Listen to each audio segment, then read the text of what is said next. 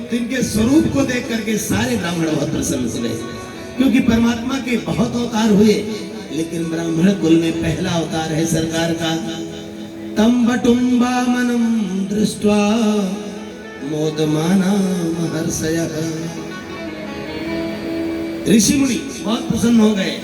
कर्माणि कारयामासु पुरस्कृत्य प्रजापतिम। अनेक संस्कार संपन्न करवाए ब्राह्मणों ने, और इधर मात्र 52 अंगुल के बामन को जो भी देखे महाराज मुग्ध हो जाए। इतने सुंदर थे बामन भगवान, सब मुग्ध हो जाते थे बामन भगवान को देख करके। और देवताओं में आनंद का पारावार नहीं। ऋषि कुल में प्रभु प्रकट हुए हैं, तो सभी ने मिलकर के भगवान बामन का बहुत सुंदर यज्ञोपवीत संस्कार संपन्न कराया। महाराज यज्ञोपवीत संस्कार ब्राह्मण का प्रमुख संस्कार है। यज्ञोपवीत धारण करना मात्र धागे को धारण करना नहीं है। यज्ञोपवीत धारण करने का तात्पर्य अपनी संस्कृति को धारण करना है, अपने पूर्वजों की, अपने मनीषियों की, ऋषियों की, जिनकी हम संतान हैं, जिनकी वंश परंपरा में हम आए हैं, उनका सम्मान करना है, उनकी शिक्षाओं को, उनकी प्रेरणाओं को धारण करना है। धर्म और रक्षति रक्षिता, जो अपने धर्म को धारण करता है, धर्म हमेशा उसकी रक्षा करता है। ये क्यों भी धारण कराया गया। और स्वयं विधाता ब्रह्मा जी ने प्रकट होकर वामन भगवान को अपना कमंडल दिया। अदिति मैया ने लंगोटी पहनाई। कश्यप ऋषि ने मेखला पहनाई। मेखला आप लोग जानते होंगे, हम लोग बचपन में मेखला पहनते थे। एक काला काला धागा होता था जो भुजाओं पर, कलाई में और कमर में माताएं पहनाती थी बच्चों को। महाराज वो कमर में जो धागा पहना जाता था उसका बड़ा महत्व था, वह सामान्य नहीं था। आपने पुलिस वालों को देखा होगा, सिपाही लोग कमर में बेल्ट पहनते हैं। पूरी वर्दी में जो उनका ड्रेस सेंस है उसमें बेल्ट बड़ा महत्वपूर्ण होता है। क्यों? उसकी शिक्षा है कि भाई देखो, हमेशा कमर कसे रहना, अपने दायित्व के प्रति, अपने वसूलों के प्रति, अपने अधिकारों के प्रति हमेशा हमको कमर कसे होना चाहिए। और महाराज अब तो पिछड़ापन माने जाने लगा है। अब तो मेखला कोई पहनता ही नहीं है।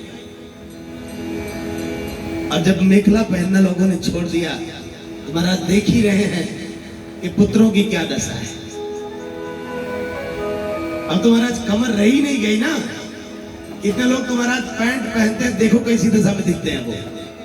तो पैंट कमर पर रुकता ही नहीं है, क्योंकि कमर कसने का विधान ही समाप्त हो गया होता। कमर कसे रहना अपनी संस्कृति के प्रति, अपने दायित्व के प्रति, अपनी वंश परंपरा के सम्मान के प्रति, ये सबका फर्ज है कि हम जागरूक हो अपने अधिकारों के प्रति, अपने दायित्वों के प्रति। जिस वंश व वंशावली में हम पैदा हुए हैं उसके प्रति, जिस समाज में हम हैं, जिस धर्म में हम हैं, उसके प्रति जो हमारा दायित्व है, उसके लिए हमें कमर कसे रहना चाहिए।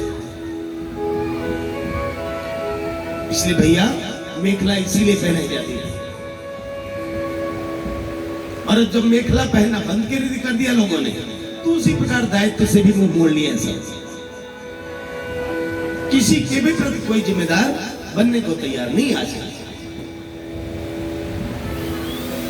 अब इधर अदिति मैया ने लंगोटी पहनाई, कश्यप जी ने मेखला पहनाई, सरस्वती मैया ने रुद्राक्ष की माला पहनाई, भूदेवी ने चरण पादुका और आकाश ने छत्र भेज दिया भगवान को, और कुबेर ने भिक्षा का पात्र दिया, अन्नपूर्णा मैया ने पर्याप्त भिक्षा प्रदान की वामन भगवान को। और वामन भगवान को जो भिक्षा मिली उसे इन्होंने ले जाकर के पूज्य गुरुदेव भगवान के श्री चरणों में समर्पित कर दिया। जब गुरुदेव भगवान को दक्षिणा दिया वामन भगवान ने, तो भगवान बृहस्पति ने कहा, हे पुत्र, जैसा यजमान हो वैसी दक्षिणा भी होनी चाहिए। मैं जानता हूं कि तुम त्रय त्रैलोक के अधिपति हो और त्रैलोक के अधिपति दक्षिणा में हमें क्या दे रहा है? भगवान बृहस्पति ने कहा, भगवान वामन ने कहा बृहस्पति से कि बताओ गुरुदेव क्या चाहते हो? भगवान बृहस्पति ने कहा, हे पुत्र, मुझे तुम त्रैलोक के अधिपति हो तो दक्षिणा में मुझे त्रैलोक की संपदा ही चाहिए। भगवान वामन ने कहा कि त्रैलोक की संपदा मिलेगी कहां? तब ऋषियों ने बताया कि इस समय त्रैलोक्य का स्वामी राजा बलि है और राजा बलि के पास जाने पर ही वो त्रैलोक की संपदा मिल सकती है।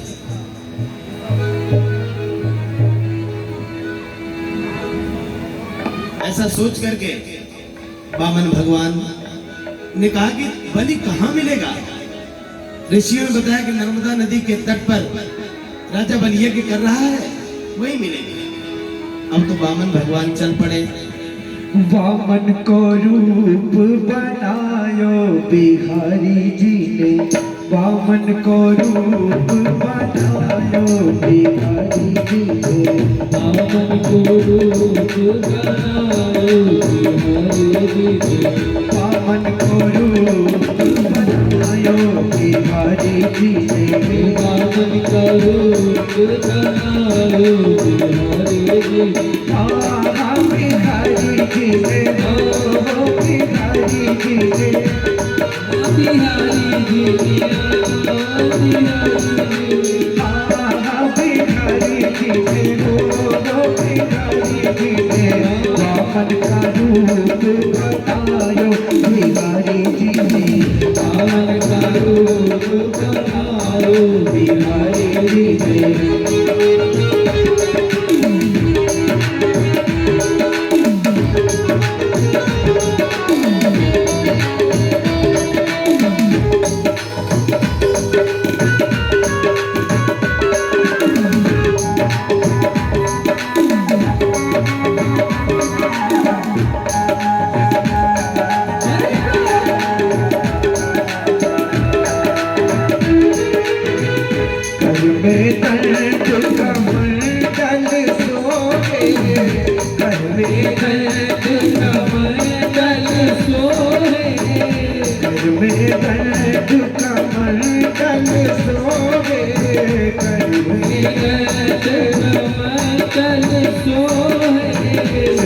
पर छत धरायो बिहारी जी ने, सिर पर छत धरायो बिहारी जी ने, वामन को रूप बनायो बिहारी जी ने, वामन का रूप बनायो बिहारी जी ने।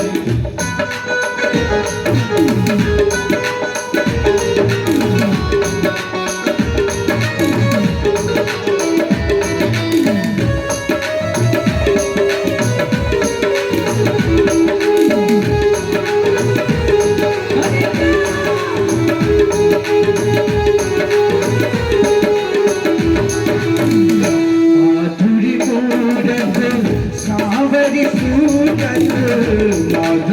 सूरत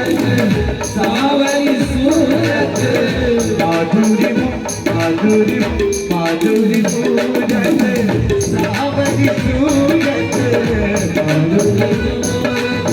सावरी सूरत, सभी मुठिन मत पायो बिहारी जी ने, सभी मुठिन मत पायो बिहारी जी ने, बिहारी जी ने, वो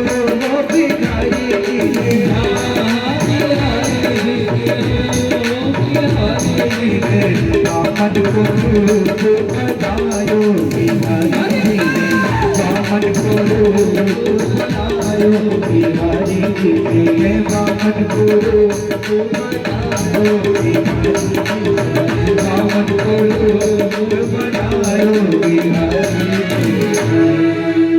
वामन भगवान की जय। राजा बलि नर्मदा नदी के तट पर बहुत बड़ा यज्ञ कर रहा है और ऋतुजों के साथ बैठे हुए राजा बलि ने जो अपनी यज्ञशाला की ओर आते हुए 52 अंगुल के वामन भगवान को, दिव्य तेजस्वी बालक को देखा तो समस्त ऋतुज ब्राह्मणों के साथ खड़ा हो गया।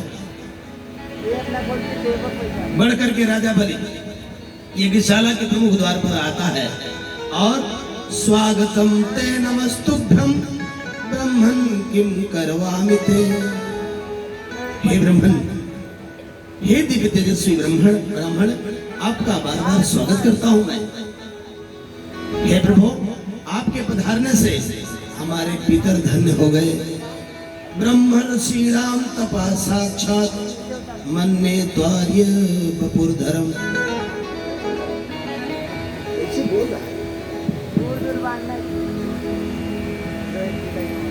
हे ब्राह्मण देवता, अद्य नः पितरः तृप्ता। आज आपके दर्शन मात्र से हमारे पितर तृप्त हो गए, हमारा जीवन धन्य हो गया। हे ब्राह्मण, हे तेजस्वी ब्राह्मण, आपका बार बार स्वागत करता हूं। जो आप मेरे यहां पधारे हैं, हे ब्राह्मण, किस लिए आप आए हो? जो भी आपकी इच्छा हो आप बताओ, निसंकोच बताओ, मैं आपकी सारी इच्छाएं पूरी कर दूंगा। राजा बलि ने जब इस प्रकार कहा, यद्वयद्यद्वटो वाञ्छस्तत् प्रतीक्षमे त्वामर्थिनं विप्रसुतानुतर गए। गाम कांचनम गुणवद्धाम मिष्टम तथा नपेयमुत्वा विप्रकन्याम। हे ब्राह्मण, क्या चाहते हो तुम? यद्यद्वटो वाञ्छस्तत् प्रतीक्षमे।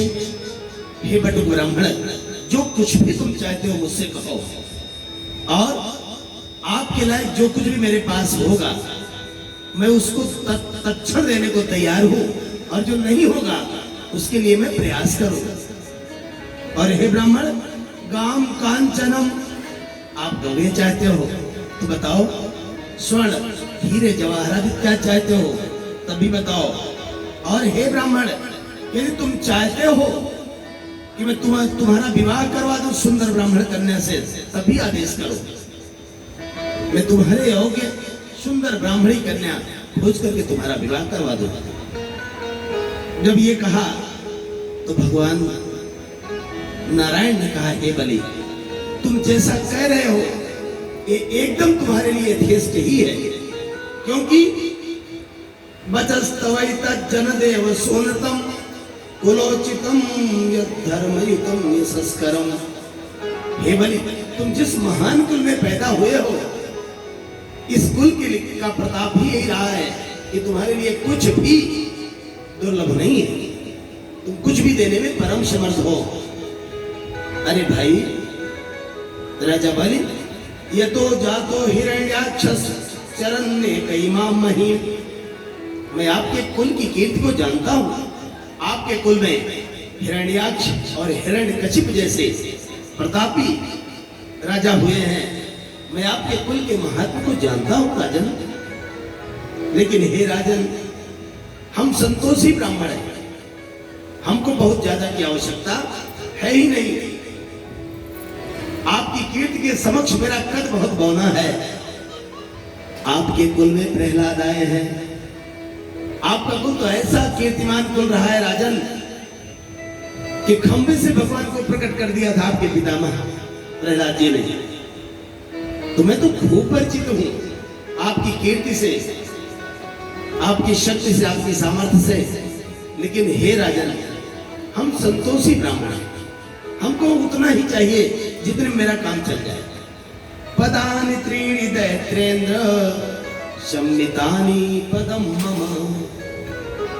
हमको केवल 3 पद भूमि चाहिए, और वो भी मेरे पद से, मेरे पद से बस केवल 3 पद भूमि हमको चाहिए। इससे ज्यादा हमको कुछ चाहिए नहीं।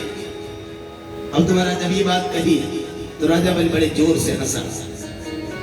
उसने कहा, ब्राह्मण, मैं तो समझता था तेरा कद ही छोटा है, लेकिन कद के एक समान तेरी बुद्धि भी छोटी है।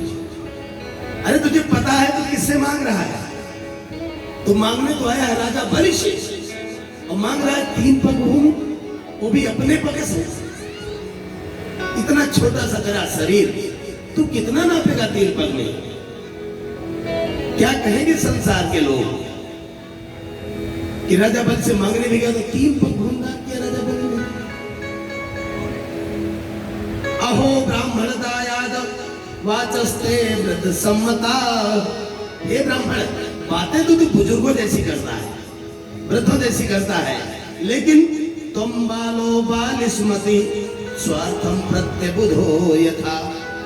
लेकिन जैसे तू दिखने में बच्चा लगता है, तेरी बुद्धि भी वैसी बालिश है, तेरी बुद्धि भी ठीक वैसी बचकानी है। क्योंकि वर मांगते समय तूने एक भी बार नहीं सोचा कि मैं किससे मांग रहा हूं। तो वामन भगवान ने कहा, देखो राजन, यदृच्छयोपपन्नेन संतुष्टो वर्तते सुखम। ब्राह्मण को जितना मिल जाए आसानी से उतने में ही संतुष्ट होना चाहिए, और अगर उससे अधिक लेने की कोशिश करता है कोई ब्राह्मण तो उसे शांति नहीं मिलती है राजन। यदृच्छ लाभा लाभ तुष्टस्य तेजो विप्रस्य वर्धते। ये राजन, जो सम्मान पूर्वक स्नेह पूर्वक ब्राह्मण को जो दान मिलता है, ब्राह्मण उसे स्वीकार कर ले संतोष पूर्वक, तो इससे ब्राह्मण का तेज बढ़ता है। और योग्यता ना हो और लोभ इतना हो कि कितना अधिक से अधिक यजमान से ले लिया जाए, तो वो धन मिल तो जाता है महाराज, लेकिन उस धन से ब्राह्मण की स्त्री छीण होती है, ब्राह्मण का तेज छीण होता है, ब्राह्मण की वाणी का ओज छीण होता है। इसलिए हम संतोषी ब्राह्मण हैं। एतावतैव सिद्धोहम वित्तम यावत् प्रयोजनम। इसलिए देखो भाई, हमको उतना ही धन चाहिए जितना मुझे जरूरत है। महाराज, हमको 3 पग से ज्यादा की जरूरत नहीं है, तो हम करेंगे क्या ज्यादा लेकर? राजा बनने का चल ठीक है ब्राह्मण, अगर तेरी 3 पग जमीन लेने की ही इच्छा है तो मैंने तुझे दिया। भगवान वामन ने कहा, अगर दिया तो ऐसे थोड़ी दिया, चलो संकल्प करो। तो और जोर से हंसा राजा बना। वाह रे ब्राह्मण, दुनिया के लोग क्या कहेंगे कि राजा बलि ने दिया 3 पग भूमि और उसके लिए कितना बड़ा ड्रामा किया, संकल्प पूर्वक दे रहा है, संकल्प करवा के दे रहा है, जैसे दुनिया के लोग देते नहीं है। महाराज, भगवान ने कितना दिया है आपको, इसको कोई नहीं देखता, और जब प्रभु ने तुमको दिया तो कोई नहीं जान पाया। लेकिन अगर हम लोग भगवान को 10 रुपया देते हैं महाराज, तो वहीं से दिखाते हुए आते हैं भगवान को 10 रुपया चलाने जा रहे हैं। देने का दिखावा तो दुनिया वाले करते हैं, और भगवान जब देता है तो महाराज कैसे देता है?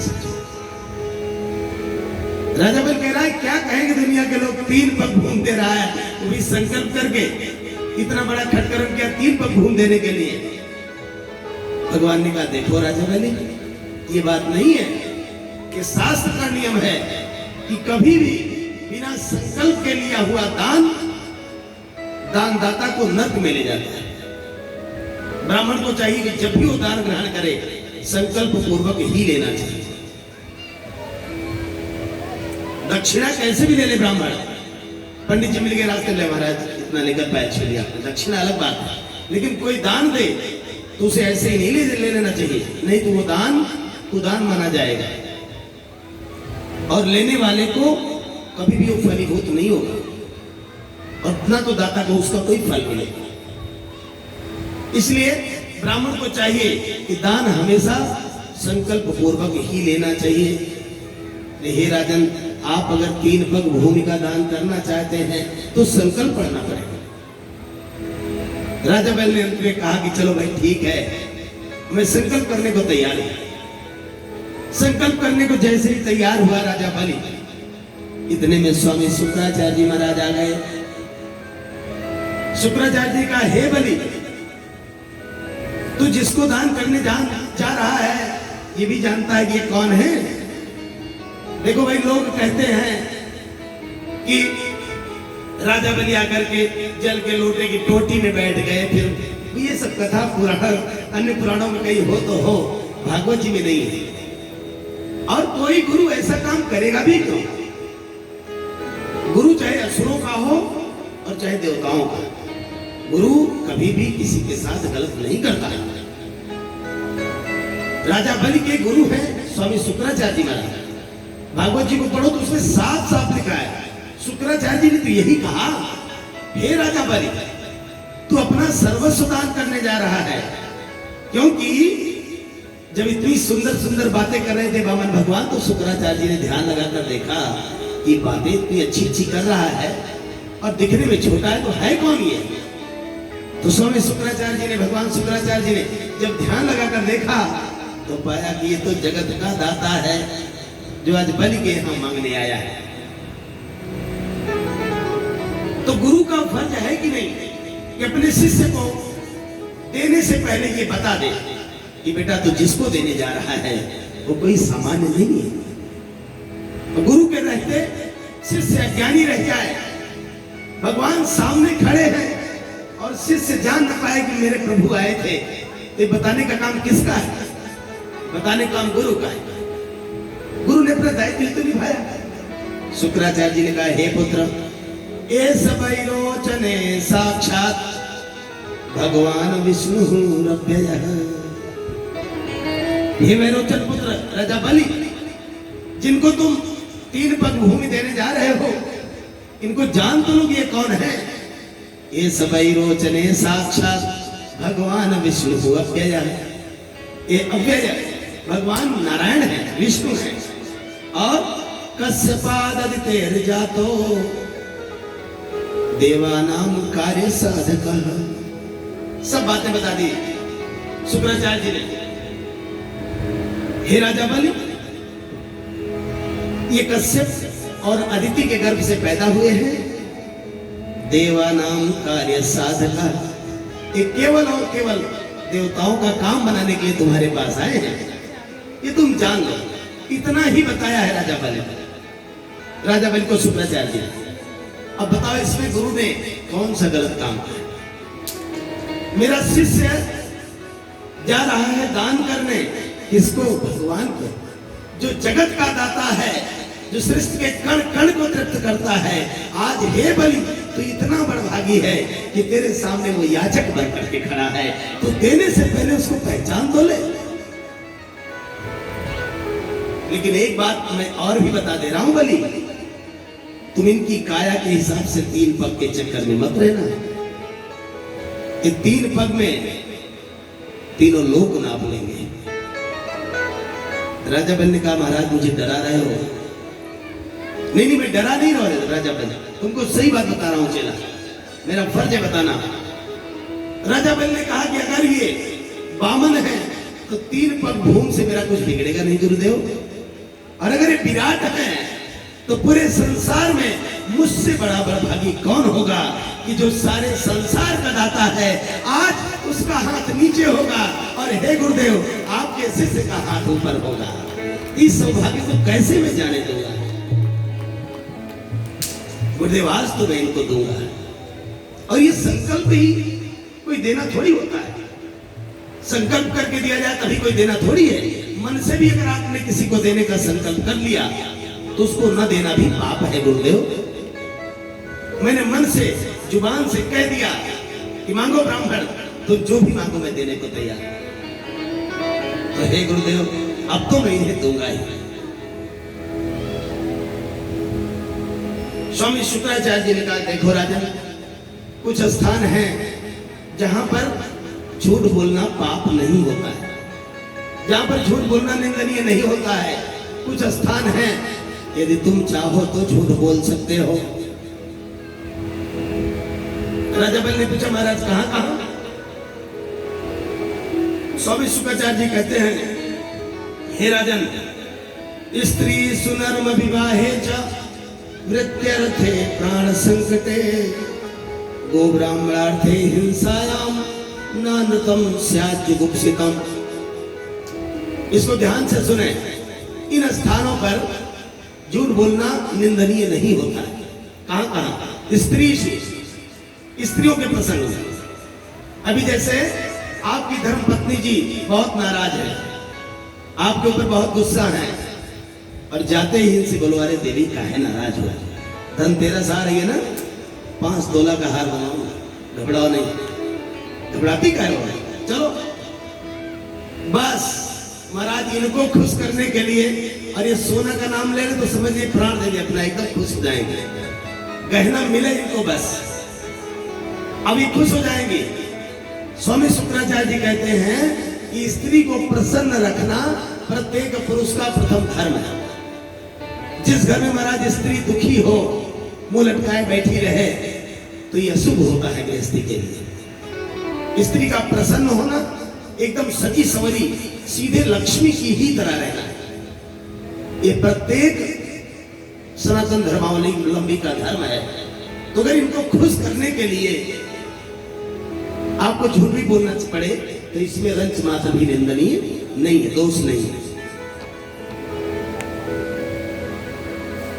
अभी आप कहीं से बाहर से आए और घर में सारी चीजें, कपड़ा उधर, चप्पल उधर, जूता उधर, बर्तन उधर पड़ा मिले महाराज, तो समझ लेना वो घर बिल्कुल अशुभ है।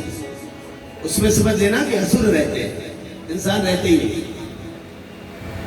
वैसी स्त्रियों को लक्ष्मी नहीं कहा जाता है जिनके घर में सामान सब इधर उधर पड़े हैं, रात्रि के सोए हुए बिस्तर अभी वैसे के वैसे पड़े हुए हैं, तो महाराज ये सब अशुभ है। ऐसे घर में आई हुई लक्ष्मी लौट जाती है।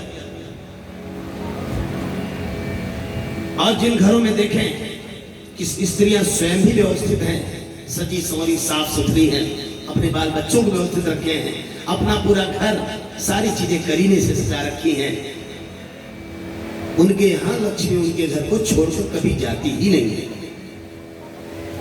स्त्री को हमेशा प्रसन्न रहना चाहिए, खुश रहना चाहिए। पुरुष बाहर से कहीं से आया और देख रहे कि ये मुंह बनाए खड़ी है, इतना दुखी है, इतना कष्ट में है, क्लेश में है, जैसे लगता है कि सारा संसार इनके ऊपर दुख डाल दिया। ये अशुभ होता है।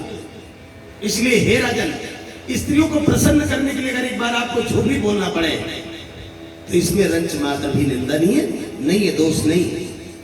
नर्म, नर्म माने हास परिहास में, हंसी मजाक में अगर आप झूठ बोल दे रहे हैं तो उसमें भी दोष नहीं होता है। विवाहे, विवाहे अर्थात किसी गरीब कन्या का विवाह अगर आपके जरा सा झूठ बोलने पर भी हो जाता है तो महाराज आपको झूठ बोल देना चाहिए, इसमें कभी भी दोष नहीं लगता है। लेकिन अब इतना झूठ नहीं बोलना है कि हो कुछ और आप बता दें कुछ। सामान्य तरीके से अगर आपके असत्य बोलने से किसी कन्या का विवाह हो जाए तो बोल देना चाहिए। वृत्त्यर्थे, अगर किसी की रोजी रोटी का सवाल हो या आपकी रोजी रोटी लग सकती हो जरा सा कुछ झूठ बोल देने से, तो झूठ बोलना बुराई नहीं है। प्राण संकटे, प्राण के ऊपर संकट आया हो और अगर आपके झूठ बोलने से प्राण रक्षा हो जाती है तब वहां भी झूठ बोलना पाप नहीं है। गो ब्राह्मणार्थे हिंसाया, गौ और ब्राह्मण की हिंसा होने वाली हो और आपके झूठ बोल देने से गौ और ब्राह्मण की हिंसा टल जाए तो यहां भी हे राजा बलि झूठ बोलना पाप नहीं है। गो ब्राह्मणार्थे हिंसायाम नानतम स्यात् विगुप्सितम, इन स्थानों पर अन्यथा झूठ बोलना पाप नहीं होता है। अब तो जब ये बात बताई तो राजा बल ने दो टूक जवाब दिया, हे गुरुदेव, न ह्य सत्यात् परो धर्मो इति होवाच भूरियम। हे गुरुदेव, भूमाता कहती है, धरती माता कहती है कि मैं सब कुछ सह सकती हूँ, सब कुछ सह सकती हूँ, मेरे ऊपर लोग खनन करते हैं, मुझ प्रतिष्ठा का त्याग करते हैं, ऊंची ऊंची इमारतों का भार, अनेक अनेक पापियों का भार भी मैं सहन कर सकती हूँ, लेकिन यदि धरती पर एक भी झूठा व्यक्ति होता है तो मैं उसके पाप का भार सहन नहीं कर पाती। इसलिए हे सरकार, अब मैं झूठ कैसे बोलूं? मैं झूठ नहीं बोलूंगा और इनको मैं दूंगा। राजा बलि संकल्प करने को तैयार होता है और महाराज जैसे ही संकल्प पूरा हुआ, जो वामन था वो विराट हो गया, जो वामन था वो विराट हो गया। और सरकार ने प्रथम तल में, प्रथम एक पग में अतल वितल सुतल तलातल महातल रसातल और पाताल, ये 7 लोग नीचे के और दूसरे चरण से, दूसरे पग से भूलोक, भुआलोक, स्वालोक, महालोक, जनालोक, तपालोक, सत्यलोक, सातों लोग ऊपर के नाप लिए सरकार। इसी समय महाराज जब परमात्मा के श्री चरण ब्रह्मलोक का भेदन करके ब्रह्मलोक पहुंचे, ब्रह्मा जी ने प्रभु के श्री चरणों को देखा और प्रभु के श्री चरणों को धुल करके ब्रह्मा पितामह ब्रह्मा जी ने अपने कमंडल में चरणामृत रख दिया। उन्हीं भगवान श्री हरि का चरणों तक है जगत पावनी पुण्य सलीला भगवती गंगा महारानी। बोलो गंगे मैया की। गंगा मैया कालांतर में जब महाराज भगीरथी प्रयास से धरती पर आती है सगर के पुत्रों को मुक्ति प्रदान करने के लिए, वही पतित पावन भगवती गंगा आज भी हम लोगों के समक्ष विराजमान है। गंगा गंगे दियो ब्रूयात् योजनानां शतान्यपि।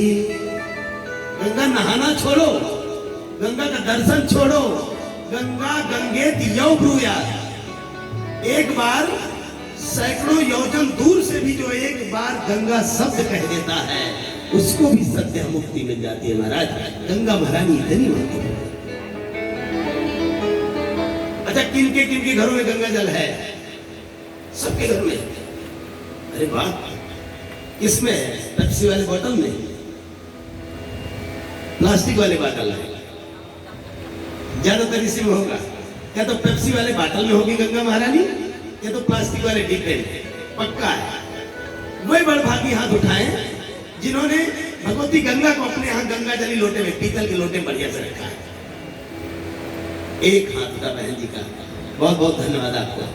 आपके यहाँ भी बहुत अच्छा। मेरे भाई, गंगा सामान्य जल नहीं है, गंगा हमारी संस्कृति है, गंगा हमारा प्राण है, गंगा हमारा अस्तित्व है, गंगा हमारा वजूद है, गंगा हमारा धर्म है, गंगा हमारी माता है, गंगा हमारे पिता है, गंगा हमारी पूर्वज है, गंगा हमारे प्रभु का चरणोदक है।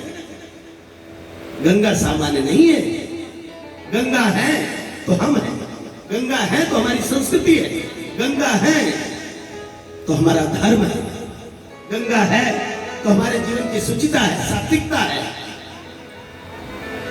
और उन गंगा जी को जो हमारी संस्कृति का प्राण है, उनको हमने पेप्सी में वाले बोतल में रख रखा है, प्लास्टिक वाले बोतल में रख रखा है। अरे महनीय जनों के लिए महान पात्र भी होना चाहिए।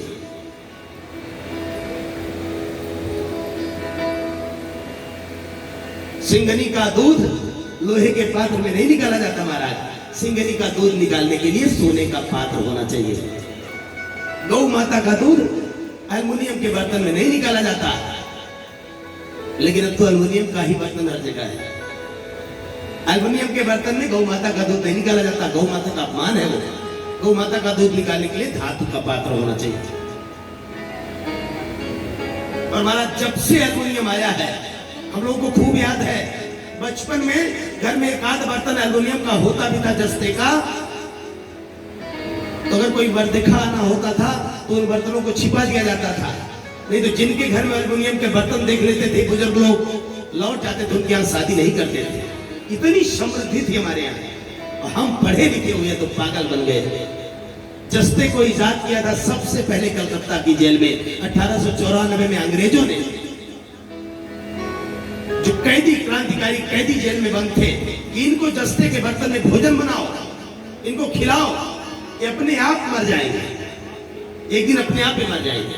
नहीं तो बताओ महाराज, हमको भगवान ने ऐसे ऐसे अंग दिए हैं, हमारी किडनी, हमारा लीवर, हमारा फेफड़ा, ऐसे ऐसे अंग है महाराज कि आपके पूरी उम्र आपकी बिता दें और मरते समय दूसरे के शरीर में प्रत्यारोपित कर दिया जाए तो उसकी भी 20-25 साल पार कर देते हैं। ऐसे अंग बनाए थे भगवान ने। क्या हुआ कि 25 साल के नौजवान की किडनी, लीवर डैमेज सब थे। क्या हुआ? कोई विचार किया आपने? उसका कारण यही था कि आज हमारे घर में धातु के पात्र बेच दिए गए। हम जस्ते के बर्तन में भोजन बना रहे हैं, जस्ते के बर्तन में बड़े बड़े टब में अपने माननीय अतिथियों को भोजन करा रहे हैं। ये पागलपन है हमारा और कुछ नहीं। हम लोगों के घर में तांबे का पीतल का खंखरा हुआ करता था, हंडा हुआ करता था, बड़ा बड़ा बर्तन। और जिनकी बराबरी करते हो उनको जाकर देखो, उनके आज भी वही धातु का पात्र है। हम पागल बन गए महाराज, हम जस्ते में खाने लगे, जस्ते खिलाने लगे। क्या समझते हो? संस्कृति का जो क्षरण धीरे से होता है, धीरे से होता है, लेकिन दिखता नहीं हमको। आपको हम कुकर लाए तो एल्युमिनियम का लाए, बटलोई लाए तो एल्युमिनियम की लाए, सब कुछ एल्युमिनियम ही तो है। जैसे हमारे साथ षड्यंत्र हुआ कि अपनी देसी गौ माता को ज्यादा दूध के नाम पर गौशाला से बाहर किया गया और सुअर की प्रजाति की टाइप 1 का मिल्क देने वाली जर्सी गायों को हमारे गौशाला में लाकर बैठाया गया। एक कुचक्र था, सैकड़ों साल पहले एक कुचक्र चला। आप YouTube पर सर्च करके देखो, टाइप 1 और टाइप 2 का मिल्क देने वाली गायों के बारे में आपको पता चल जाएगा। जो अपने भारत की शुद्ध भारतीय नस्ल की गायें हैं वो टाइप 2 का मिल्क देती हैं। टाइप 2 का मिल्क दुनिया का सबसे सुंदर दूध माना जाता है। और टाइप 1 का मिल्क देने वाली जर्सी गाय, जो अधिकाधिक दूध पैदा करने वाले देश हैं, वहां से आप पढ़ो, लाखों टन दूध डेली वो लोग समुद्र में फेंकवा दिया करते हैं, लेकिन जर्सी गाय का दूध वो नहीं पीते। हमारे यहाँ डेयरियों में, हमारे यहाँ घरों में ज्यादा दूध देने के नाम पर हम 15 लीटर वाली गाय के चक्कर में अपनी शुद्ध गौ माता को, जो अमृत देती थी महाराज, हमारी गौ माता के दूध में शर्ण होता था, अनेक ऐसे तत्व होते थे जो हमारी हड्डियां मजबूत करते थे, जो हमारी दृष्टि कायम रखते थे, जो हमारे दांत मजबूत करते थे, सब हमने खो दिया। मेरे भाई, ज्यादा दूध के चक्कर में हम क्यों पड़े? 50 ml दूध देने वाली आपकी गौ माता 10 लीटर दूध देने वाली जर्सी गाय से कई गुना अच्छी है। क्यों भूल गए? और यही दशा रही तो आने वाले 10 सालों बाद आप नोट कर लीजिए, डॉक्टर आपको लिखेंगे कि आपको देसी गाय का दूध 10 ml सुबह और 10 ml शाम पीना पड़ेगा, तब आप ठीक हो। एक दिन आने वाला है ये।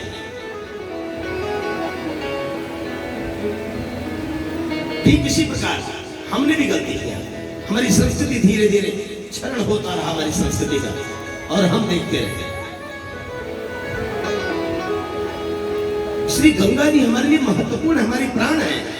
गंगा जली लोटा मिलता है बर्तन की दुकानों पर, बढ़िया पीतल का पात्र होता है, उसे आप अपने घरों में लाएं, 250-300 रुपए का लोटा मिल जाता है।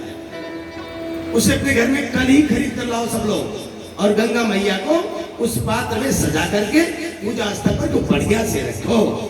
गंगा नाम लेने से आपका जीवन पवित्र हो जाएगा महाराज। गंगा जी को अपने घर में ठीक से स्थापित तो करो। वो ब्रह्म द्रव है, पानी नहीं है। माता पिता मनुष्य नहीं है, गंगा जल नहीं है, गीता ग्रंथ पुस्तक मात्र नहीं है, तुलसी पौधा मात्र नहीं महाराज। इस महत्व को समझो, अन्यथा हम कहीं के नहीं रहेंगे। पाश्चात्य बनने के चक्कर, पाश्चात्य संस्कृति को अपनाने के चक्कर में, इस अंधानुकरण में हम बहुत पीछे हो जाएंगे। इसलिए मैं आप सबसे हाथ जोड़ूं, गंगा मैया को आप सब अच्छे पात्र में स्थापित करेंगे। वायदा करिए आपसे, करेंगे कल आप सब गंगा जली लोटा लाओ, और गंगा मैया को अगली बार जब इनके बहाने कहीं मुलाकात हो तो ये सुनने को न मिले कि आज भी गंगा मैया पेप्सी वाले बोतल में रह रही है, ये ठीक नहीं हुई।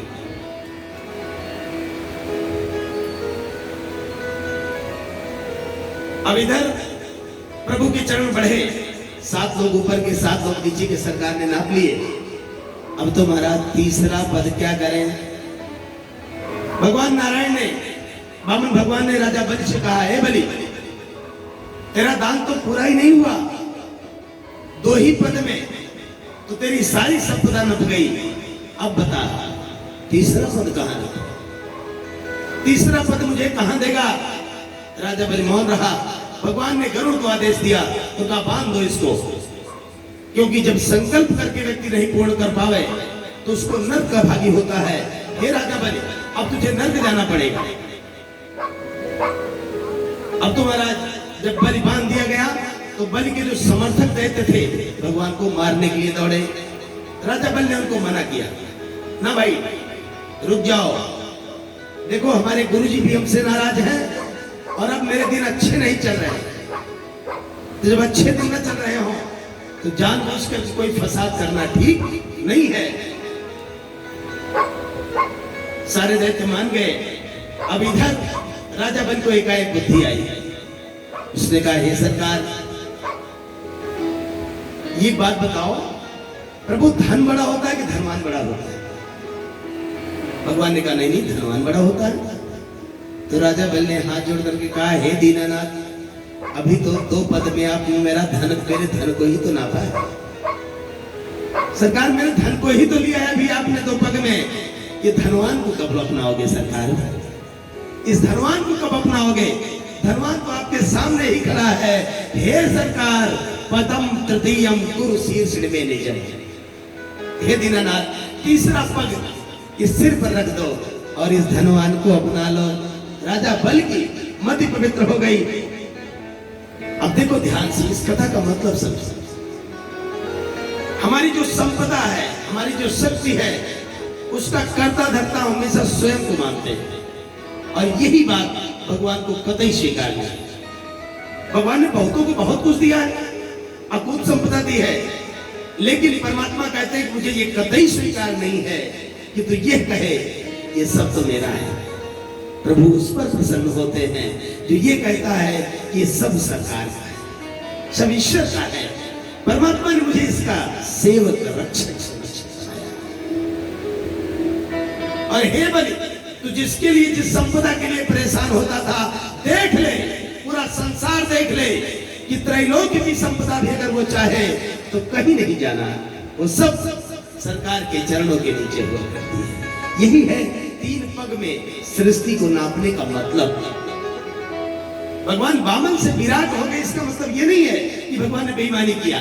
प्रभु ने प्रकारांतर से भगवान वेदव्यास ने दिखाना चाहा कि हे दुनिया वालों, इस संसार की सारी संपदा, धन, वैभव, यश, कीर्ति, आयु, विद्या, बल, मकान, दुकान, प्रतिष्ठान, सब कुछ सरकार के चरणों के नीचे हो गया है। अगर तू सरकार के श्री चरणों का ध्यान करता रहे पगले, तो ये सारी संपदा तुझे कभी न किसी से छीननी पड़ेगी, न मांगनी पड़ेगी, न लूटनी पड़ेगी, अपने आप ही तुझे मिल जाएगी। जिस संपदा को प्राप्त करने के लिए, जिस शक्ति को प्राप्त करने के लिए लोग दूसरों को धोखा देते हैं, छल करते हैं, कपट करते हैं, तमाम प्रकार के कुचक्र करते हैं, षड्यंत्र करते हैं, सरकार कहते हैं कि बिल्कुल भी परेशान होने की आवश्यकता नहीं है। ये सारी संपदा परमात्मा के श्री चरणों का वैभव विलास मात्र है। यदि तू शरण तो भावेन प्रभु की शरण में आता है तो अपने आप उस संपदा का अधिकारी बन जाता है। तो क्या जरूरत थी तुझे?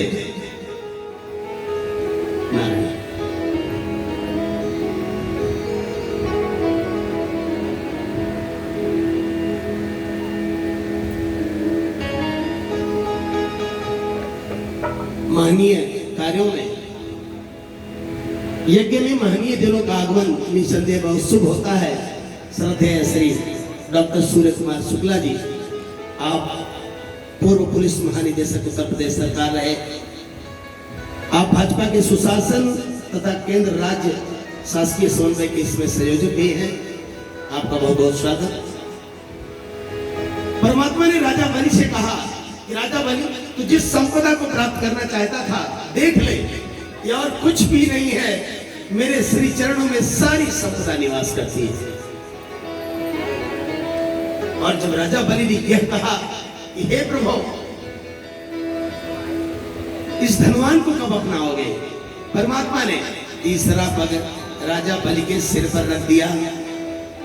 और राजा बलि की यह समर्पण देख करके परमात्मा प्रसन्न हो गए, भगवान वामन प्रसन्न हो गए और उन्होंने राजा बलि से कहा, हे बलि,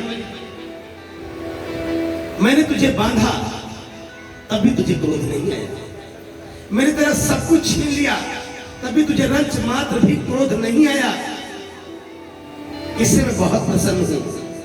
हे बलि, मुझसे मांग, तो क्या मांगना चाहता है? राजा बलि ने कहा, सरकार, मैं कुछ नहीं चाहता हूं, आप प्रसन्न हैं, मेरे लिए सबसे बड़ी यही सफलता है।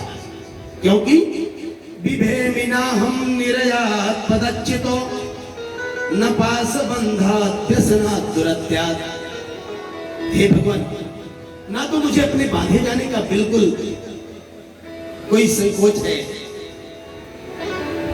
कोई चिंता है, और न ही मुझे पदच्युत होने का कोई शोक है।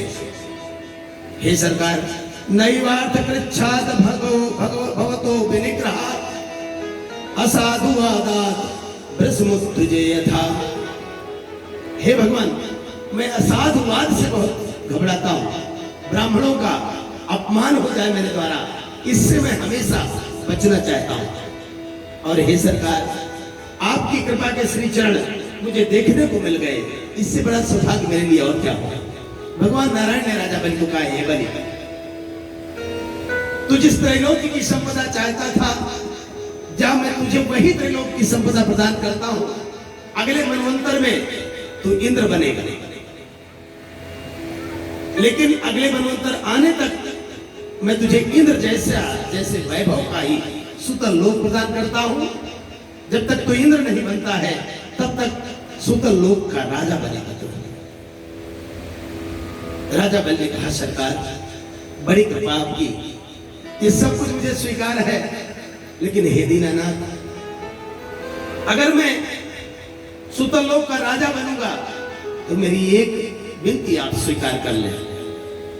भगवान ने कहा, बोलो।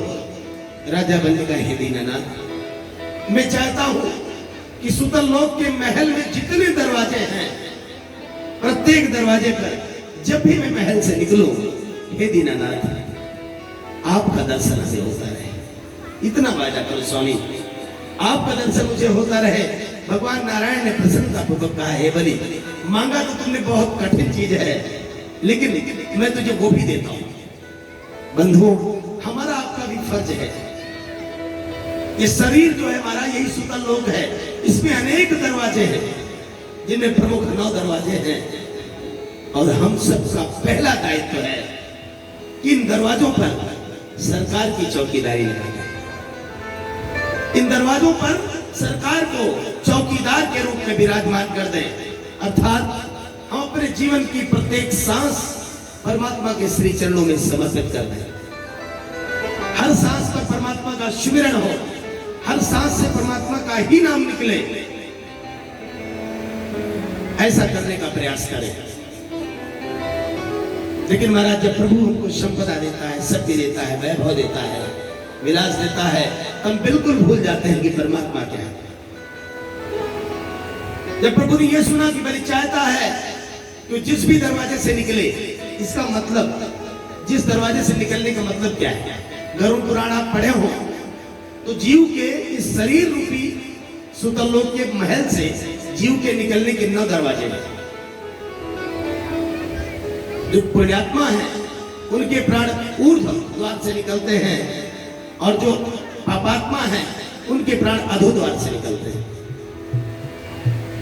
और महाराज, इन 9 द्वारों से ही निकलने पर जब भी मैं निकलूं, जब भी ये प्राण निकले, सरकार का नाम हो मेरे। हर दरवाजे पर सरकार मुझे दिखे, हर क्षण भगवान का दर्शन मैं करता रहूं, हर क्षण मेरे मन में प्रभु के श्री चरणों के प्रति प्रीति बनी रहे। यही मांगा था राजा बलि ने। ये नहीं मांगा था कि महाराज जो सुंदर लोक में महल है उसके दरवाजे पर आप वो भाला लिए खड़े रहिएगा चौकीदार के रूप में, ऐसा नहीं है। इसका अर्थ यही है कि जब भी सरकार मेरे प्राण निकले तो हे दीनानाथ, आपके श्री चरणों का ध्यान मेरे मन में हमेशा बना। जब अपने प्रति पावन भगवान नारायण ने बाली के मन में ये प्रीति देखी तो प्रभु प्रसन्न हो गए, और जैसे ही भगवान ने कहा, हे बलि, मैं तैयार हूं तेरे प्रत्येक द्वार का चौकीदार बनने के लिए। बंधु, मैं भी आपसे हाथ जोड़ू, आज से आप लोग भी तय कर लो कि आपकी सांस सांस का चौकीदार सरकार हो जाए, हर सांस का चौकीदार भगवान हो जाए। कोई ऐसी सांस न निकले जिस पर सरकार का नाम न निकले, परमात्मा का नाम न निकले। प्रयास ऐसा कीजिए। जब परमात्मा ने सहमति जताई तुम्हारा तुरंत ही प्रहलाद प्रकट हो गए। प्रहलाद जी प्रसन्न हो गए और प्रसन्न होकर के प्रभु को श्री चरणों को बार बार प्रणाम करने लगे। हे भगवान, नैमं विरिंचो लभले लभते प्रसादम न श्रीर न सर्वाक्ति मुतापरेते यन्नो सुराणाम सितुर्ग पालो विश्वाभिवंदैरपि वंदितांग्री।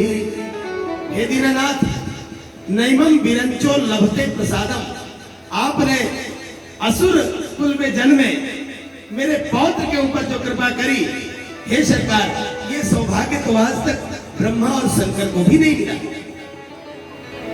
हे दीननाथ, आपने इस दुर्ग का, जीव के जीवन का जो दुर्ग है शरीर रूपी, इसके द्वारपाल बनने को स्वीकार करके आपने संपूर्ण असुर कुल को कृतार्थ कर दिया।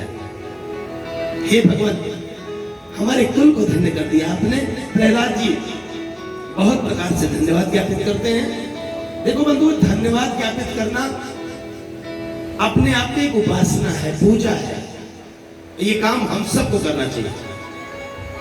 ये पब्लिक स्कूल वाले, इंग्लिश मीडियम वाले जो स्कूल खुले हैं, ये महाराज और कुछ सिखाएं या नहीं सिखाएं, एक काम तो बहुत बढ़िया सिखाते हैं अपने बच्चों को। ये बात बात पर कहते हैं, बेटा थैंक यू बोला कर, थैंक यू बोला कर। कोई आपको एक टॉफी दे तो थैंक यू बोला कर, धन्यवाद बोला कर। बंधुओं, धन्यवाद बोलना ये सामान्य गुण नहीं है, ये कृतज्ञता है दाता के प्रति जो आपको कुछ भी दे रहा है। ये संस्कृति बताती है कि अगर एक टॉफी भी कोई दे रहा है आपको, थैंक यू बोलो, धन्यवाद। किसी ने आपको साइड दिया, धन्यवाद। धन्यवाद बोलना बहुत बड़ी पूजा भी है। आप कुछ भी नहीं करो, केवल इतनी पूजा करते रहो महाराज, और परमात्मा आपको सबसे प्रिय न मानने लगे तो उसको आप इतना करो, दिन भर में जब भी आपको अवकाश मिले, सुबह शाम, खाते पीते उठते बैठते, जब भी आपको एकांत मिले, एकांत में आप भगवान को याद किया करो। किस लिए याद किया करो? इसलिए याद किया करो कि जैसा भगवान ने आपको बनाया है, जो भगवान ने आपको दिया है, क्या ऐसा सबको दिया है उसने? सबको नहीं दिया महाराज, बहुतों को नहीं दिया। बहुतों को आज भी 2 दिन की रोटी नसीब नहीं होती। जो आप पहनते हो, बहुतों को सोचना भी संभव नहीं है। जहां आप रहते हो, उसे कितनों ने आज तक देखा भी नहीं है। जो आप बोलते हो वो दूसरों के लिए सपना है। जैसा आप दिखते हो वो दूसरों के लिए मॉडल है। ये प्रभु की कृपा नहीं है। प्रभु की इस कृपा को, प्रभु के इस अनुदान को याद किया करो, और याद करके प्रभु को धन्यवाद दिया करो। धन्यवाद दीनानाथ, धन्यवाद मेरे प्रभु, आपको बहुत बहुत धन्यवाद। सरकार, मुझको इतना सुंदर शरीर दिया, परिवार दिया, पुत्र पौत्र दिए, बढ़िया नौकरी दिया, समाज में मेरी अपनी प्रतिष्ठा है, मकान दिया, दुकान दिया, मेरे बच्चों की नौकरी लग गई। ये सब प्रभु की कृपा नहीं है मेरे भाई, ये प्रभु की अथाह कृपा है। इसको याद करके और तुम केवल इतना किया करो, बड़े नतमस्तक हृदय से कहा करो, धन्यवाद प्रभु। हे प्रभु, आपको बहुत बहुत धन्यवाद। मुझे तुमने मालिक बहुत कुछ दिया है, तेरा शुक्रिया है, तेरा शुक्रिया है। मुझे तुमने मालिक बहुत कुछ दिया है, मुझे तुमने मालिक बहुत कुछ दिया है, तेरा शुक्रिया है, तेरा शुक्रिया है, तेरा शुक्रिया है, तेरा शुक्रिया है।